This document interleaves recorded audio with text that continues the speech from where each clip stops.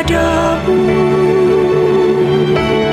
Untuk Engkau aku hidup, untuk Engkau aku mati. Salam sahabat doa kekuatanku. Jumpa lagi dengan kami di Doa Kekuatanku Channel. Pada hari ini, Senin 16 Oktober 2023. Sapaan Sabda Tuhan untuk kita diambil dari Injil Lukas, bab 11 ayat 29 sampai dengan 32. Doa kita hari ini akan bersama dengan Suster Maria Aurelia PRR. Renungannya akan bersama dengan saya, Suster Maria Sifra PRR. Mari Bapak Ibu para sahabatku yang terkasih, kita mengawali permenungan kita dengan terlebih dahulu mengundang kehadiran Roh Kudus dalam lagu.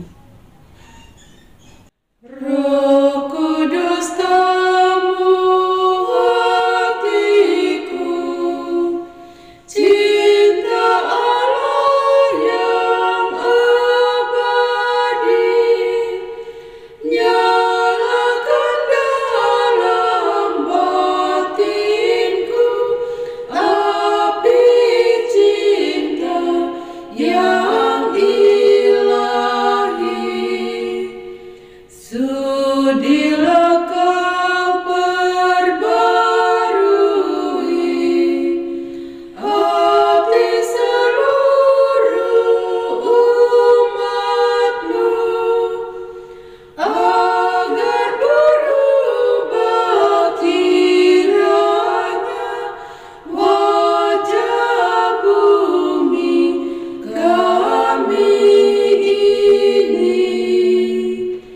Beri kami nasihat-Mu, agar hidup rukun damai, berani menjadi saksi kebenaran serta cinta.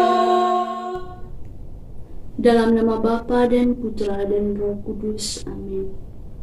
Utuslah Roh-Mu ya Tuhan, maka semuanya akan diciptakan lagi, dan Engkau akan membaharui muka bumi. Marilah berdoa.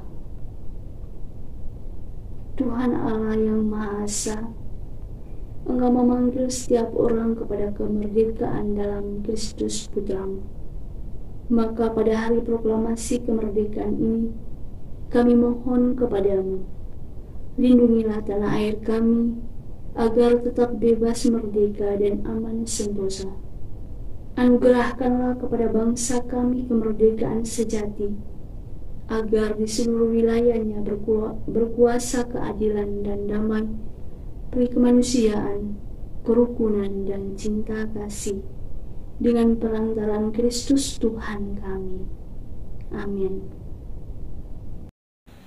Mari kita mendengarkan sapaan Sabda Tuhan untuk kita hari ini, diambil dari Injil Lukas, bab 11 ayat 29 sampai dengan 32. Tanda Yunus. Ketika orang banyak mengerumuninya, berkatalah Yesus, "Angkatan ini adalah angkatan yang jahat. Mereka menghendaki suatu tanda, tetapi kepada mereka tidak akan diberikan tanda selain tanda Nabi Yunus. Sebab seperti Yunus menjadi tanda untuk orang-orang Niniwe, demikian pula lah Anak Manusia akan menjadi tanda untuk angkatan ini. Pada waktu penghakiman, Ratu dari Selatan itu akan bangkit bersama orang dari angkatan ini, dan ia akan menghukum mereka. Sebab ratu ini datang dari ujung bumi untuk mendengarkan hikmat Salomo, dan sesungguhnya yang ada di sini lebih daripada Salomo. Pada waktu penghakiman, orang-orang Niniwe akan bangkit bersama angkatan ini, dan mereka akan menghukumnya. Sebab orang-orang Niniwe itu bertobat waktu mereka mendengarkan pemberitaan Yunus. Dan sesungguhnya yang ada di sini lebih daripada Yunus. Demikianlah sabda Tuhan. Terpujilah Kristus.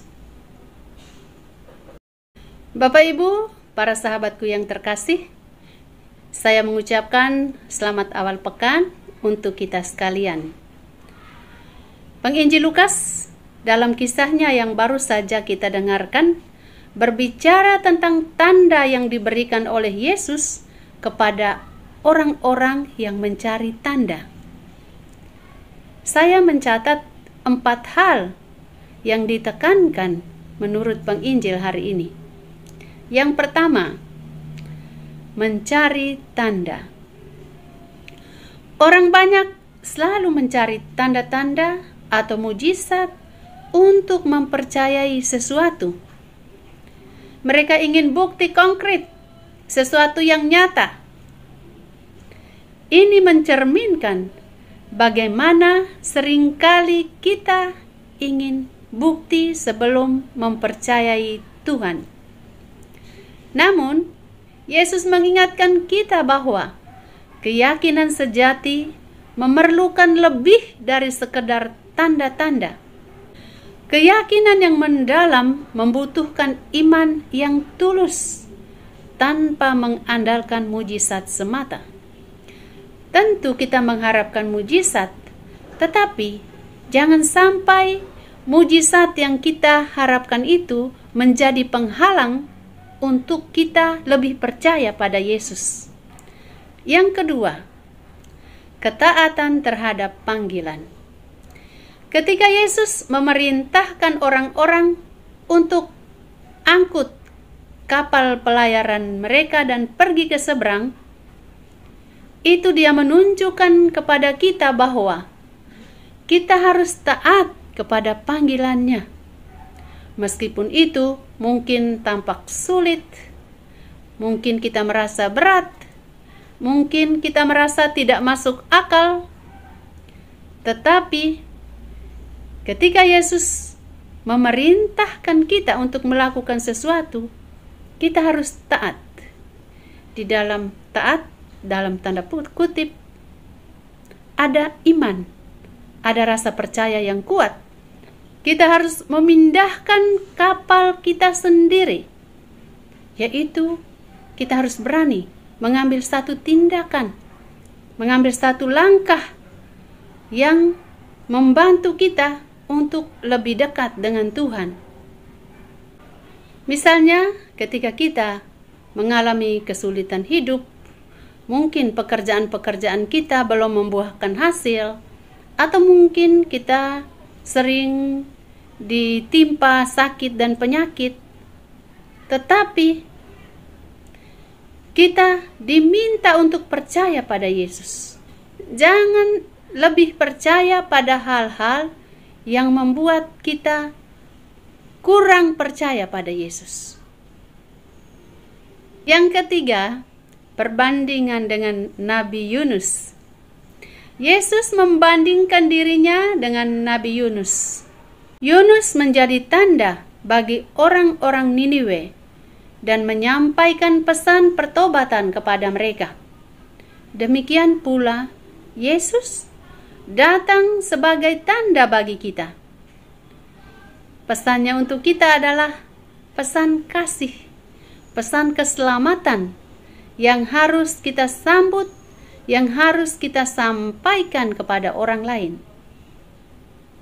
Untuk mencapai keselamatan, kita tidak boleh egois. Kita tidak boleh hanya mengejar keselamatan untuk diri sendiri, tetapi kita punya tugas untuk membawa keselamatan kepada orang lain. Dan yang keempat, hari penghakiman. Yesus juga menyinggung soal hari penghakiman, di mana kita semua akan dihadapkan kepada Allah. Ini mengingatkan kita untuk hidup dengan bijaksana, untuk hidup dengan mendengarkan pesan-pesan Tuhan, untuk hidup baik, untuk hidup seturut nasihat-nasihat Injil. Hidup baik itu gampang-gampang susah atau sebaliknya susah-susah gampang. Tetapi sebagai pengikut Kristus yang selalu mengajarkan kebaikan, kita harus berjuang untuk menjadi orang baik.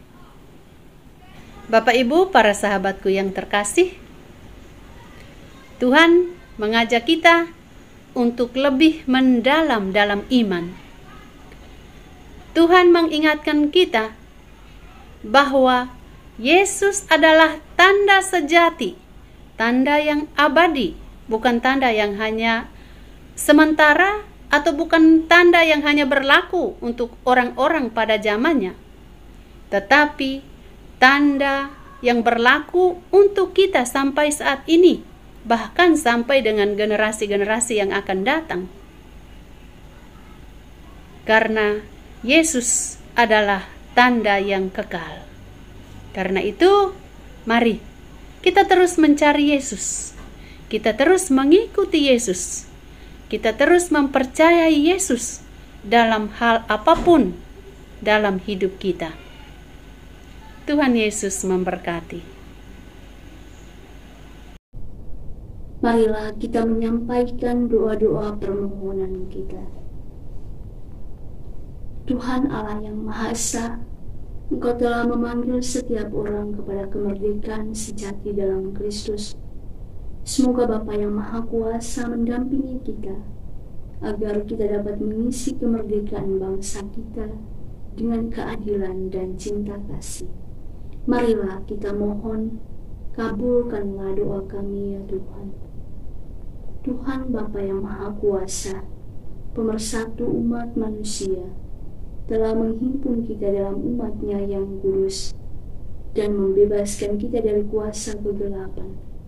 Semoga kita mampu memupuk persatuan dan kerukunan dalam keluarga kita dan seluruh bangsa kita. Marilah kita mohon, kabulkanlah doa kami ya Tuhan.